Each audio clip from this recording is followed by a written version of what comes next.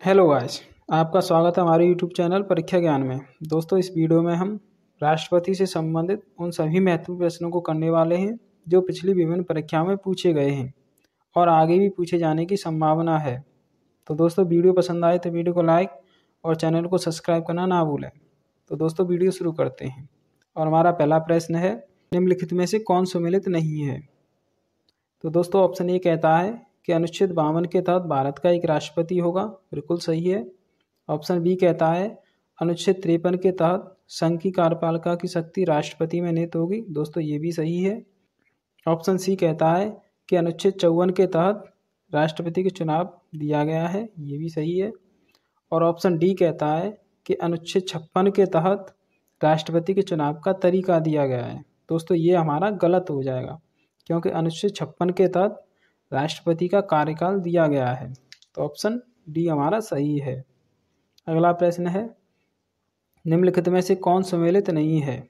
दोस्तों, इसमें option A कहता है कि अनुच्छेद 58 के तहत राष्ट्रपति के चुने जाने की योग्यता दी गई है। बिल्कुल सही है। ऑप्शन बी कहता है कि अनुच्छेद 57 के तहत राष्ट्रपति के पद के लिए शर्तें दी गई हैं। दोस्तों, ये हमारा गलत हो जाएगा क्योंकि अनुच्छेद 57 के तहत राष्ट्रपति के पुनर्निर्वाचन की योग्यता दी गई है। तो ऑप्शन बी हमारा सही है। और भी देख लेते हैं, अनुच्छेद 60 के तहत राष्ट्रपति द्वारा शपथ ग्रहण की व्यवस्था की गई है। ये सही है। और अनुच्छेद 61 में राष्ट्रपति पर महाभियोग की प्रक्रिया दी गई है। ये भी सही है। अगला प्रश्न लेते हैं, भारत में राष्ट्रपति बनने के लिए कम से कम कितनी आयु होनी चाहिए। तो दोस्तों, इसका उत्तर हो जाएगा 35 साल। ऑप्शन डी हमारा सही हो जाएगा।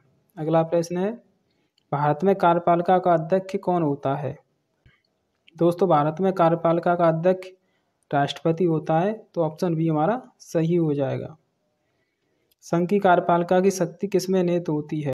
तो दोस्तों, इसका सही उत्तर हो जाएगा राष्ट्रपति, यानी ऑप्शन बी हमारा सही है। भारत का राष्ट्रपति होता है। तो दोस्तों, भारत का राष्ट्रपति राज्य का प्रधान होता है। तो ऑप्शन ए हमारा बिल्कुल सही हो जाएगा।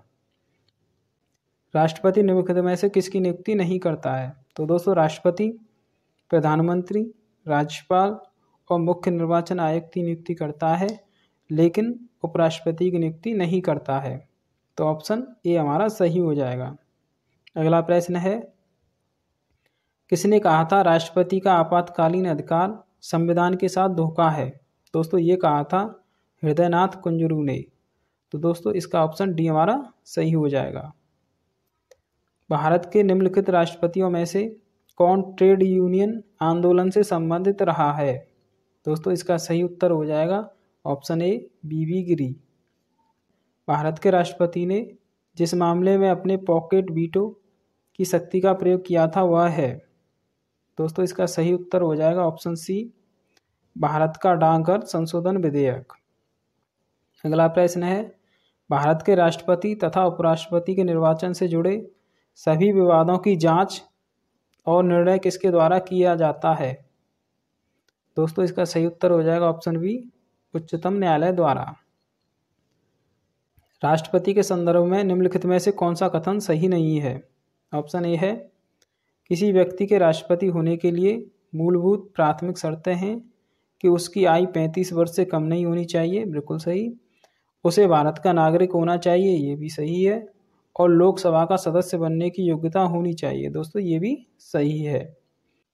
ऑप्शन बी है, राष्ट्रपति को हटाने की प्रक्रिया एकल संक्रमणीय मत द्वारा आनुपातिक प्रतिनिधित्व पर आधारित है। दोस्तों, ये ऑप्शन हमारा गलत हो जाएगा क्योंकि दोस्तों, ये प्रक्रिया राष्ट्रपति को चुनने की है, न कि हटाने की। दोस्तों, राष्ट्रपति को हटाने की बात करें तो वो अनुच्छेद 61 में दिया गया है, जिसके तहत राष्ट्रपति पर महाभियोग चलाकर उसे हटाया जा सकता है। तो ऑप्शन बी हमारा सही हो जाएगा। राष्ट्रपति के निर्वाचन में राज्य का मुख्यमंत्री मतदान करने के लिए पात्र नहीं होता यदि। ऑप्शन ए है, वह स्वयं प्रत्याशी हो।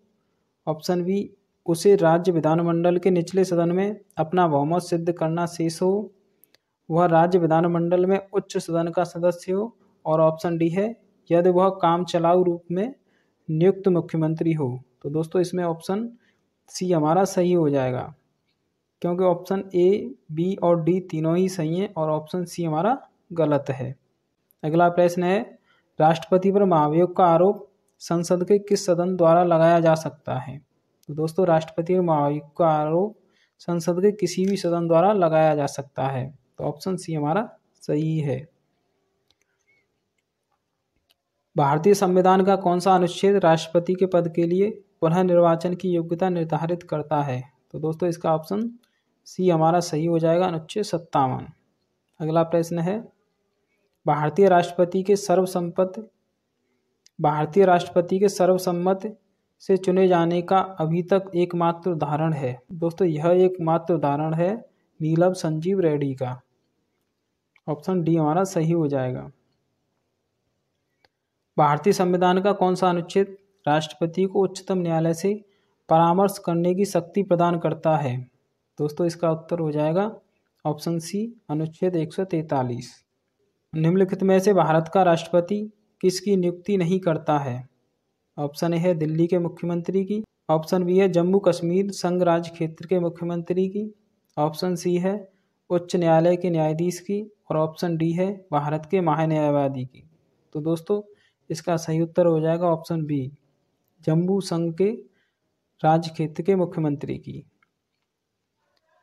निम्नलिखित में से कौन संसद के दोनों सदनों की संयुक्त बैठक का पीठासीन होता है, यानी कि अध्यक्ष होता है? दोस्तों, इसका सही उत्तर हो जाएगा ऑप्शन डी, लोकसभा अध्यक्ष। पहले राष्ट्रपति जो जीवन में किसी भी राजनीतिक दल के सदस्य नहीं रहे। दोस्तों, इसका सही उत्तर हो जाएगा ऑप्शन बी, अबुल कलाम आजाद। राष्ट्रपति के निर्वाचन में कौन सम्मिलित नहीं होते हैं? दोस्तों, इसका सही उत्तर हो जाएगा ऑप्शन डी, राज्य विधान परिषद के निर्वाचित सदस्य। निम्नलिखित में से कौन वयस्क मताधिकार द्वारा राष्ट्रपति निर्वाचन के पक्षधर थे? दोस्तों, इसका सही उत्तर हो जाएगा ऑप्शन डी, के.टी. शाह। दोस्तों, के.टी. शाह वयस्क मताधिकार द्वारा राष्ट्रपति के निर्वाचन के पक्षधर थे।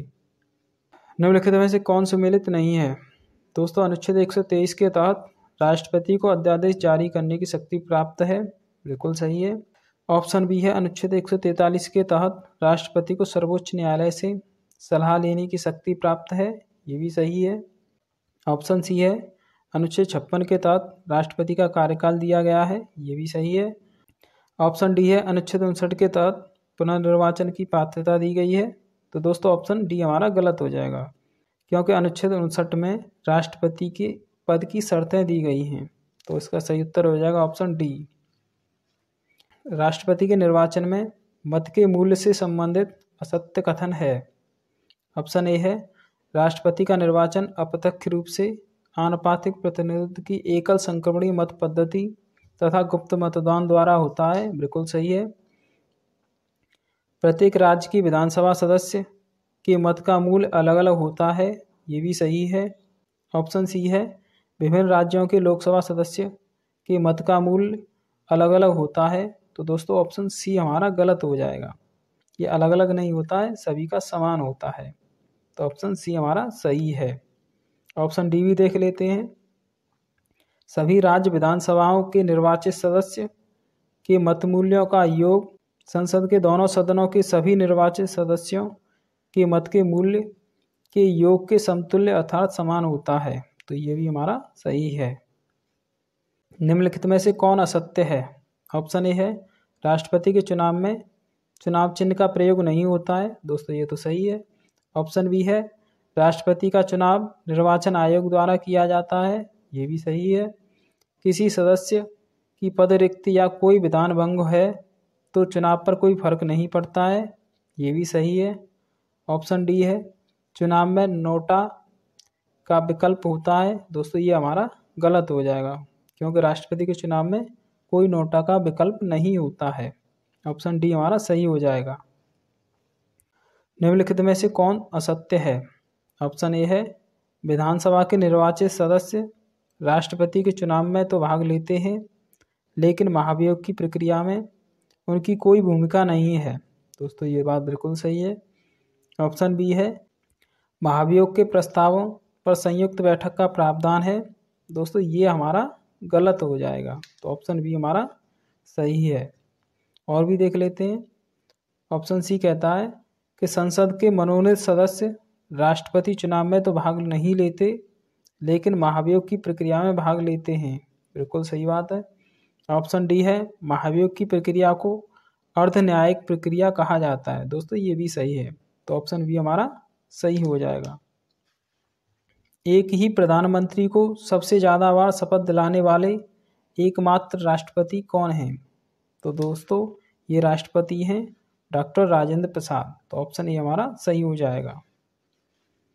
पहले गृह मंत्री जो राष्ट्रपति बने, तो दोस्तों इसका सही उत्तर हो जाएगा ऑप्शन ए ज्ञानी जैल सिंह। भारत को सर्वाधिक राष्ट्रपति किस राज्य ने दिए हैं? तो दोस्तों इसका सही उत्तर हो जाएगा ऑप्शन सी। तो दोस्तों इसका भारत को सर्वाधिक राष्ट्रपति किस राज्य ने दिए हैं? तो दोस्तों इसका सही उत्तर हो जाएगा ऑप्शन डी तमिलनाडु। ऐसे राष्ट्रपति जिन्होंने किसी प्रधानमंत्री को नियुक्ति नहीं किया और न ही शपथ दिलाई। ऐसे राष्ट्रपति जिन्होंने किसी भी प्रधानमंत्री को नियुक्त नहीं किया और न ही शपथ दिलाई। तो दोस्तों इसका सही उत्तर हो जाएगा option D doctor Zakir Hussain. निम्नलिखित में से कौन राष्ट्रपति पद की पहली महिला उम्मीदवार रहीं? तो दोस्तों इसका सही उत्तर हो जाएगा ऑप्शन सी कृष्णा कुमार चटर्जी। दोस्तों कृष्णा कुमार चटर्जी राष्ट्रपति पद की पहली उम्मीदवार रहीं। अगर वहीं यह पूछा जाए कि पहली महिला राष्ट्रपति कौन थी, तो वो थी प्रतिभा देवी सिंह पाटिल। तो दोस्तों उम्मीद करता हूँ कि आपको वीडियो पसंद आई होगी। धन्यवाद दोस्तों।